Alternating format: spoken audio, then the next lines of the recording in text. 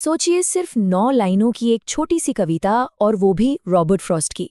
लेकिन ये कविता एक ऐसा सवाल उठाती है, एक ऐसा सवाल जो न जाने कब से, सदियों से हम सबको परेशान करता आया है। वो सवाल ये है कि ये दुनिया खत्म कैसे होगी। है ना, एक बड़ा सवाल। एक ऐसा सवाल जो हमें डराता भी है, और सच कहूं तो थोड़ा थोड़ा आकर्षित भी करता है। मतलब, क्या वाकई सब कुछ एक दिन खत्म हो जाएगा?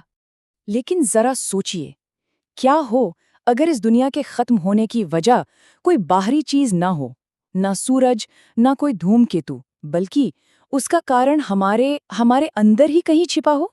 एक सदी पहले एक कवि ने ठीक यही सोचा था। तो चलिए देखते हैं ये काव्यात्मक प्रलय और इसका 9 पंक्तियों वाला जवाब। तो कविता कुछ इस तरह है। कुछ कहते हैं दुनिया का अंत आग में होगा, कुछ कहते हैं बर्फ में। इच्छा का जो स्वाद मैंने चखा है, मैं आग का पक्ष लेने वालों के साथ हूँ।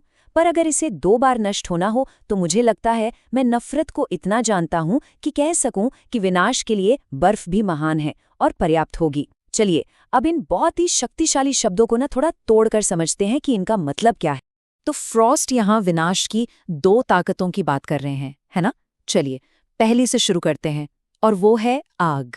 देखिए, फ्रॉस्ट यहाँ आग को सीधे सीधे इच्छा से जोड़ते हैं, और वो कहते हैं कि उन्होंने इच्छा को चखा है। चखा है, ये कितना कितना पर्सनल और पावरफुल शब्द है ना? और इसी अपने तजुर्बे की वजह से वो मानते हैं कि हाँ, आग इस दुनिया को खत्म कर सकती है। लेकिन जाहिर है ये कोई असली आग नहीं है। नहीं, फ्रॉस्ट यहाँ बात कर रहे हैं इंसानी जज्बातों की आग की। मतलब, लालच की आग, वासना की आग, गुस्से की आग, वो जुनून जो हमें अंदर से जला सकता है और पूरी दुनिया को लड़ाई और झगड़े की आग में झोंक सकता है। और एक और बात पर गौर कीजिए, फ्रॉस्ट यहाँ पेरिश शब्द का इस्तेमाल करते हैं। इसका मतलब है पूरी तरह से तबाह हो जाना, मिट जाना। ये कोई छोटा मोटा बदलाव नहीं है, ये है सब कुछ का खात्मा। लेकिन आग ही अकेला खतरा नहीं है। नहीं, फ्रॉस्ट एक और रास्ते की तरफ इशारा करते हैं।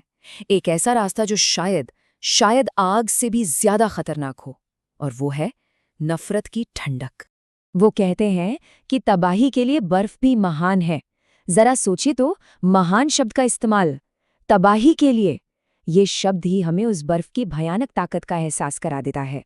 तो देखिए, अगर आग जुनून है तो बर्फ जुनून की कमी है।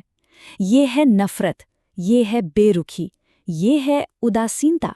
ये वो ठंडक है जो धीरे धीरे हमारे दिलों को, हमारे समाज को, सब कुछ को जमा देती है, तब तक जब तक कि सब कुछ रुक न जाए। तो अब हमारे सामने तबाही के 2 रास्ते हैं।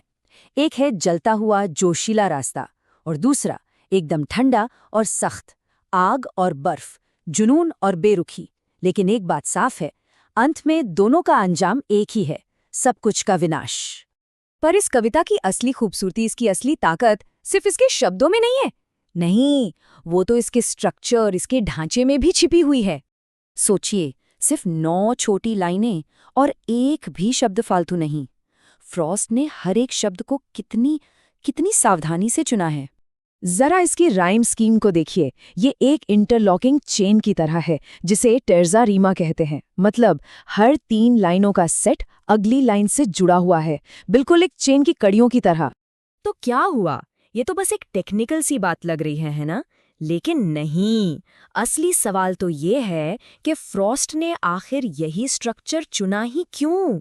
क्योंकि ये जो इंटरलॉकिंग चेन है ना, ये दिखाती है कि आग यानी इच्छा और बर्फ यानी नफरत, ये 2 अलग-अलग चीजें नहीं हैं। नहीं, बल्कि ये एक ही विनाशकारी ताकत के 2 जुड़े हुए पहलू हैं। ये एक दूसरे से जुड़े हुए हैं।